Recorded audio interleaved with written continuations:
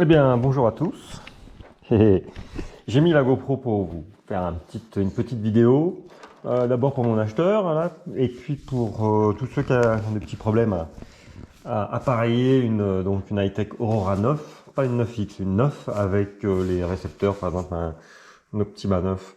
Ça se fait bien, mais je trouve que le mode d'emploi est mal fait sur certains points que je vais vous expliquer. Alors déjà, tout est à jour, c'est-à-dire que j'ai fait la mise à jour de l'émetteur, Aurora 9, du Spectra derrière, parce qu'il se met à jour séparément, hein, parce qu'on peut avoir différents modules d'émission, là c'est le 2,4 GHz, et du récepteur Aurora 9. Voilà, un petit boîtier spécial pour faire tout ça. De toute façon, là c'est les dernières mises à jour, il n'y en a plus, je pense, parce qu'elle date d'un certain temps, je crois que c'est 2018 ou 2019. Alors, une fois que, déjà, la première chose à savoir, c'est que par rapport au mode d'emploi, qui normalement est mis à jour en fonction des mises à jour du programme, mais quand on met en marche l'Aurora 9, voilà, elle se met immédiatement en émission, c'est-à-dire qu'il n'y a plus, comme était expliqué dans le mode d'emploi, à appuyer sur un yes pour émettre, ça y est, là, elle est en émission. Petite lumière rouge derrière. Ensuite, pour l'appariement avec un récepteur, dans le mode d'emploi, ils expliquent, on l'a éteint, on appuie sur le petit bouton Link, clic, on allume, et on enlève, et ah bah non, ça clignote pas.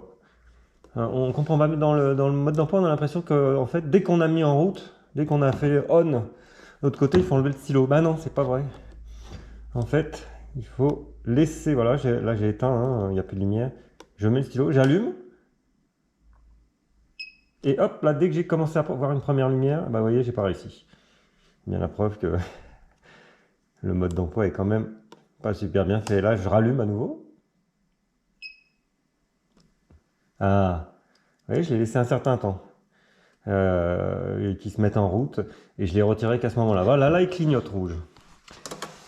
Alors, pareil, Optima 9, on appuie sur Link, on met, là c'est un module à part, mais on met l'électricité, et normalement ça doit clignoter. Ça clignote pas. Pourquoi? Ah, mais en fait, vous voyez le bleu qui clignote? C'est tellement rapide là, parce que bon, je suis à la campagne, il n'y a pas beaucoup d'interférences, c'était tellement rapide que ça lui laisse même pas le temps de clignoter. Et là, ça y est, ils sont appareillés. Si j'éteins, d'ailleurs, je vais le faire, regardez. Donc j'éteins ça, voilà. On rallume ça. Voilà, donc vous voyez, il n'y a pas besoin de faire de yes, hein, c'est sur le modèle Easy quoi? Easy Star de mon fils, que j'ai laissé dedans. On branche le courant, et voilà, ça fait bip bip, et j'ai branché les petits cerveaux test, voilà, c'est appareillé. On va faire un petit essai, donc là, ce que je vais faire, pour vous montrer que ça clignote normalement l'Optima, mais que ça va tellement vite que là, ça va pas clignoter, donc toujours dans cet ordre-là, mais bon, ça, c'est juste pour pas que vous preniez un coup de moteur dans les doigts, un coup d'hélice dans les doigts, du moteur électrique. On éteint d'abord le récepteur, puis évidemment l'émetteur. Donc là, l'émetteur, je le mets de côté. Il va partir chez un monsieur qui m'a acheté le tout. Voilà, moi j'en ai encore, c'était celui de mon fils. Moi j'en ai encore un pour moi, très bien. Puis j'ai du DX12 maintenant aussi, avec la stabilisation, donc j'ai les deux. Alors, donc, on refait la même chose, mais du coup, là, l'émetteur n'est pas en marche. On appuie sur Link. Ça marche pas, des fois, ça marche pas du premier coup, je sais pas pourquoi. Et on met le courant. Et ben voilà, oui, ça clignote, donc c'est que c'est bien. Là, ça cherche, mais comme l'émetteur est arrêté. Et tout à l'heure, ça n'a pas clignoté, parce que ça va beaucoup trop vite. Voilà.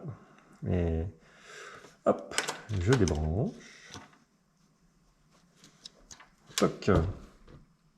Voilà, sinon, que dire d'autre sur l'Optima? Bon, c'est dans les petites lignes. Ici, il y a un espèce de bridge, un petit connecteur avec un fil. En fait, ils disent bien dans le mode d'emploi, hein, donc il y a trois modes d'emploi, hein, un pour le récepteur, un pour l'émetteur et puis un pour le module Spectra.